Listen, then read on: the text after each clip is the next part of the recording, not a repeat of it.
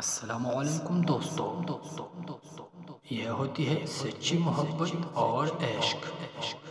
ایک سعودی شخص نے کسی فلپینی عورت سے چھپ کی شادی کی چونکہ وہ پہلی ہی شادی شدہ تھا اور پہلی بیوی کے ساتھ اولاد بھی تھے۔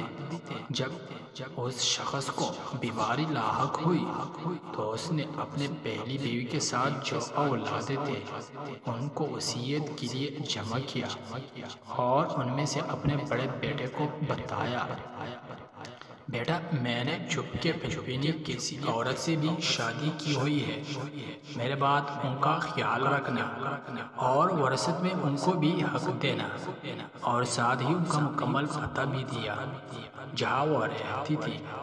کچھ دن بعد وہ شخص وفات پا گیا تو ان کا بیٹا قاضی کے پاس گیا اور پوری تفصیل بتا دی۔ قاضی نے فیصلہ رکوا دیا اور حکم دی فلپینی عورت کو بھی یہاں پیش کرے۔ تو بڑے بیٹے اپنے والد مرحوم کے دیے ہوئے ایڈریس کے مطابق فلپین پہنچا۔ بڑی مشکل سے اس گلی میں پہنچا جہاں وہ رہتی تھی۔ دوسری طرف وہ عورت جو اس کے والد کی زوجہ تھی انہیں دیکھ کر ہی بتا دیا، میں وہی عورت ہوں جو تو تلاش کر رہا ہے، اور مجھے تک یہ خبر بھی پہنچی ہے کہ میرا شوہر کا انتقال ہو گیا ہے۔ تو بیٹے نے بھی ساری تفصیل بتا دی اور ان کی سعودیہ کی طرف سے سفر کے لیے قائل کیا، اور اپنی دوسری ماں کو لے کر سعودی پہنچے اور سیدھا قاضی کے پاس گئے۔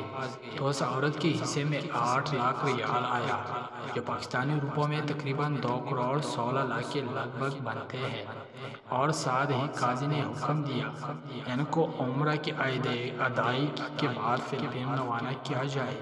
بڑے بیٹے نے ایسا ہی کیا اور اس کی واقعے کے ٹھیک 4 سال بعد بڑے بیٹے فلپین اپنی دوسری ماں سے ملنے اور حال احوال پوچھنے کی غرض سے گیا۔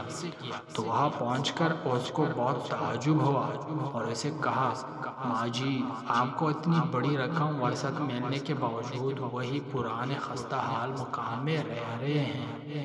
ماں جی نے اس کا ہاتھ پکڑ کر ایک جگہ پر لے گئی جہاں ایک بڑے اسلامی ادارہ قائم تھا، وہاں حفظ قرآن کا شعبہ بھی تھا اور یتیم خانہ بھی۔ ماں جی نے کہا، بیٹا سر اٹھا کر ادارے کے بورڈ کی طرف دیکھنا۔ بورڈ دیکھ کر بیٹی کی آنکھوں میں آنسو آ گئے، کیونکہ بورڈ پر ان کے والد کا نام لکھا ہوا تھا۔ ایس نیک صفت عورت نے کہا، میں نے یہ ادارہ اپنے ورثت کے پیسوں سے بنایا ہے اور اپنے شوہر کے نام پر وقف کیا ہے تاکہ ان کو اس ادارے کی وجہ سے ثواب ملتا رہے۔ یہ تھی سچی محبت، ورنہ اسے پیسے سے وہ ایک عالی شان بنگلہ بھی بنا سکتی تھی۔ پھر انہوں نے سوچا، محبت کے مقابلے میں عالی شان بنگلے کا کیا حیثیت، بنگلہ تو عارضی چیز ہے، البتہ یہ اسلامی ادارہ ان کو اور ان کے شوہر کو آخرت میں کام آئے گی۔ جب بیٹا سعودی واپس آیا تو اپنے دوسرے بھائیوں کو بھی اس بارے آگاہ کیا۔ تمام بھائی اس رات جاگتے رہے اور بھائی مل کر چندہ جمع کیا۔ اسی ایک رات میں 5 ملین ریال اپنے والد مرحوم سے منسوب اس ادارے کے لیے انہوں نے چندہ جمع کیا جس کو ان کی دوسری ماں نے ان کی والد سے بے لوث محبت کے بنیاد پر قائم کی تھی۔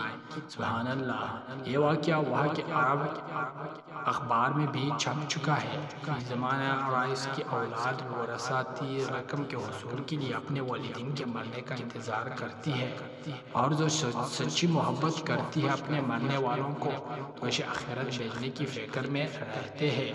دوستو، اگر واقعہ پسند آیا ہو تو ضرور پڑھ کر سن لیجئے اور ہمارا یوٹیوب چینل کو بھی سبسکرائب کر دیجئے، بیل کا بٹن دبائیں۔ بہت شکریہ۔